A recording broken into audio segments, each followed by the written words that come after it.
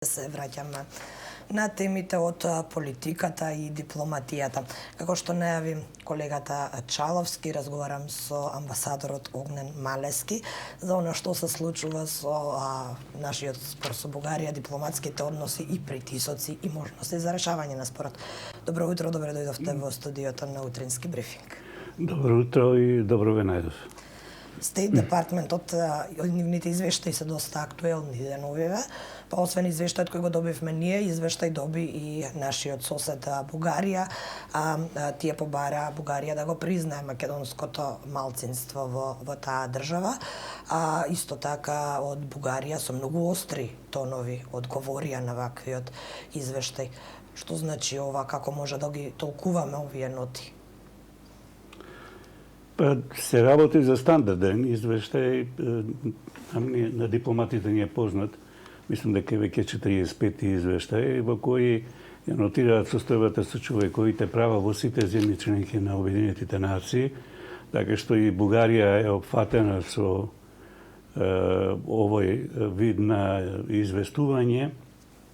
Неговата функција е пред се за информирање на Конгресот, Сенатот американски, но бидејќи се работи за водечката земја во светот, сигурно буди интерес и кај земјите да видат што за нив пишува и како ги гледа најголемата светска сила. И често пати се присутни реакции, иако типот на извештајот е да се фокусира на фактите, а помалку политика и политички оценки. И врз основа на нив е во сублиматот по нешто да се каже. Во однос на Бугарија, можам да кажам дека ова за нив најгорливо прашање малцинството е спомнато во онаа алинеја кај што се зборува за слобода на здружување. И наназад, не знам, мислам 20 на години, има алинеја, една реченица во која се спомнуваше дека не е дозволено регистрирање на Омо Илинден, па потоа се редеа одлуките на Судот за човекови права, но само нотирање. Мислам дека сега барем дел од бугарската јавност беше засегната, пред се господинот Каракачанов, затоа што тој дел е многу поголем од една реченица, еден цел пасус, голем пасус е посветен на проблемот со регистрацијата на организациите на македонците во Бугарија. И таму дури и поименично се спомнува господинот Каракачанов како лидер на ВМРО и како потпредседател на владата, по чија иницијатива некаде во ноември 2019 година беше упатена преставка до јавниот обвинител на Бугарија, кој постапи по таа преставка и ги забрани формирање на две организации со образложение дека работат на поткупување на единството на Бугарија и така натаму. И сега, ја мислам, ако ми е дозволено да шпекулирам или анализирам, посебно кај господинот Каракачанов е присутна двојна фрустрација. Од една страна, излезните анкети говорат дека не му цветат розите, дека можеби нема да го помине или веројатно нема да го помине прагот, а и да го помине ќе биде минорно неговото учество со парламентарци во идното собрание. И другата фрустрација или причина за фрустрација е токму тоа што инаку многу ретко се спомнуваат имиња во извештајот, тоне со име и презиме спомнат во извештај на Соединетите на Стейт Департментот. Така што мислам дека и отаму таквата жестока реакција, она што нашата јавност можеше да го види, дека другите нешто многу не се ангажира во тој поглед. Најзасегнат се најде токму спомнатиот господин Каракачанов. сите извори и сите овие пишувања на медиумите кои доаѓаат од Софија велат дека двете опозицијски партии, оние кои сега се нели на спротивната страна од актуелната владеачка гарнитура, дека немаат многу поразличен став кон Македонија. Очекувате вие да се случи некаков пресврт на почетокот на овој спор? Сите мислевме некако дека е повеќе внатрешно политичко, внатрепартиска борба, но како поминуваше времето, свативме дека и како дојдоа сите оние реални блокади од страна на Бугарија, свативме дека може би повеќе од нивна внатрешна борба за превласт. Па, прашањето дали рацијето ќе надвладе над емоциите.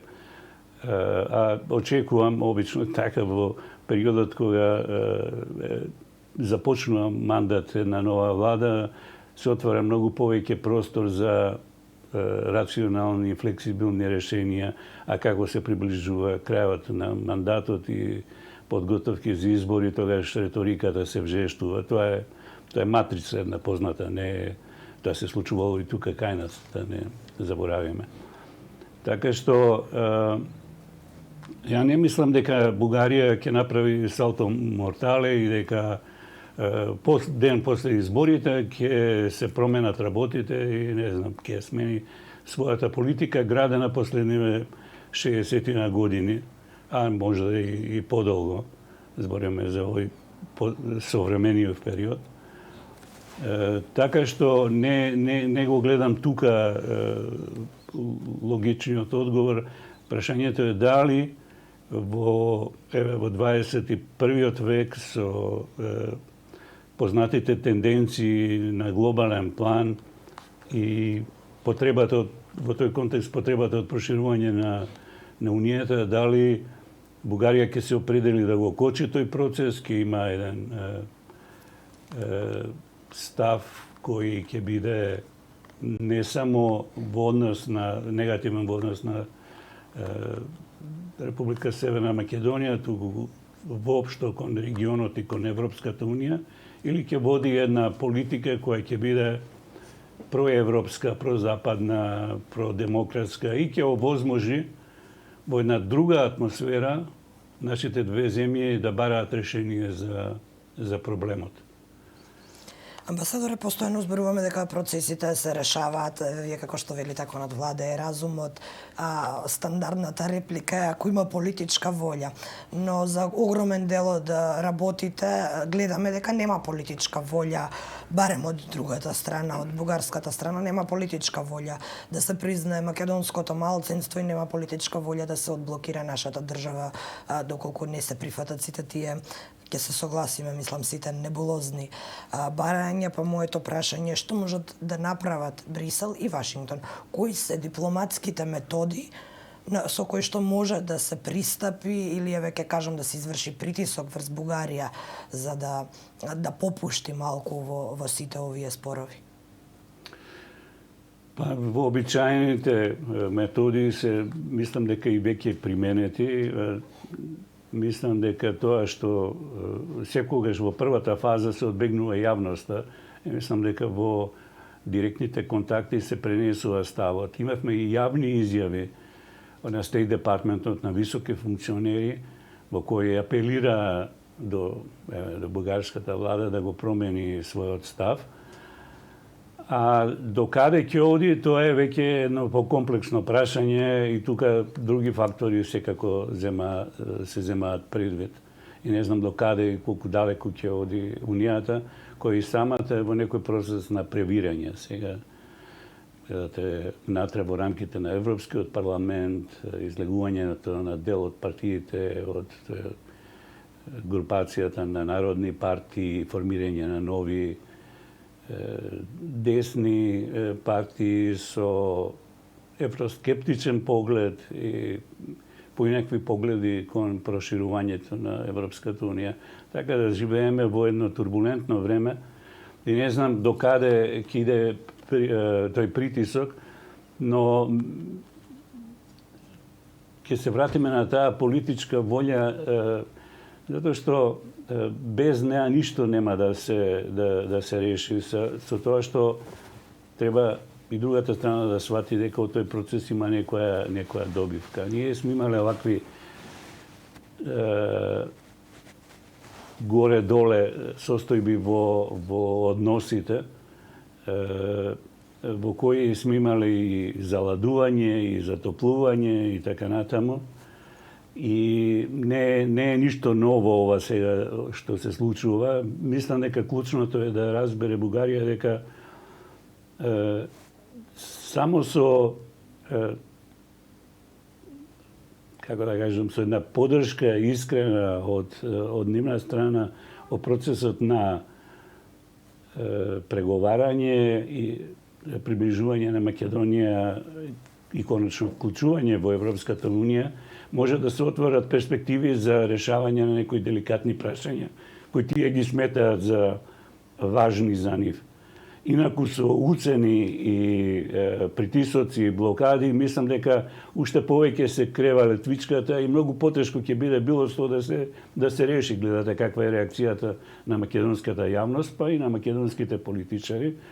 И тоа не е само наше, тоа е позната матрица како функционира. Така што мислам дека